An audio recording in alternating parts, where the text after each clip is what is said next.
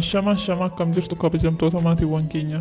Kun miidiyaa Kiiloleeti. Guyyaa har'aa marii nageenya dhimma kaaba biyyattii irratti fuulleeffatee ilaalchisee ibsa Itaamaajoor Shumiin waliigala humnoota waraanaa Fiild Maarshaal Biraanuu Juulaa ibsa miidiyaaf kennan qabannee isiniif dhiyeessinaa hanga dhuma qophii keenyaatti nu waliin ta'a.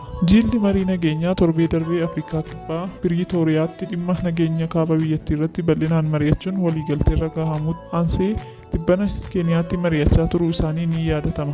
Jiila marii nageenyaaf Naayiroobii ture wayita gara biyyaa deebi'uu buufata xiyyaara idil addunyaa booleetti ministeera raayyaa ittisa biyyaa Dr. Abiraam Balaayii fi ajajaa humna qilleensa Itoophiyaa Leetanaal Jeneraal Yilmaa Mardaasaa dabalatee gaa'onni olaanoo raayyaa ittisa biyyaan simatamaniiru. Hojiirra oolmaa marii nageenyaa ture irratti waliigaltee mallatteessineerra jechuunis Fiild Maarshaal Biraanuu Juulaa ibsa miidiyaaf kennaniiru. Jijjiiramni yommuu dhufu kan mufatanii maddiitti bahan kan fudhachuu dhaban baay'ee ture. Raayyaan ittisaas kana maqsuuf yaalaa turus booda waraanatti galame. Waraanichi eegalamuu hin qabu tures jedhan. Dhimma muffii siyaasa tureef marii waltajjiin hiikuun otoo danda'amuu raayyaa ittisaa naannoo isaanii eeguu irratti tarkaanfii fudhatameen dirqamnee waraanatti galle jechuunis Fiild Maarshaal Biraanuu Juulaa dubbataniiru. Deebisnee of ijaaruu fi dhimmicha karaa nagaan hiikuuf yeroo 2 fi 3 carraa kennuun itti fayyadamuu hafanii waraanichis akka babal'atu ta'eera. Yeroo afuraffaa waraanatti galameenis carraawwan nageenyaa ta'an itti fayyadamuu dhabuun wareegama guddaa nu kafalchiiseera jechuun Itaamaajoor Shumiin waliigalaa humnoota waraanaa Fiild Maarshaal Biraanuu Juulaa dubbatan. Marii nageenyaa amma uumameenis gatii guddaan booda qaamoleen kanatti nu galchan barfatanis gaariidha. Kana booda waraana kana baachuu fi uummata Tigraayiif itti fufuu hin qabu.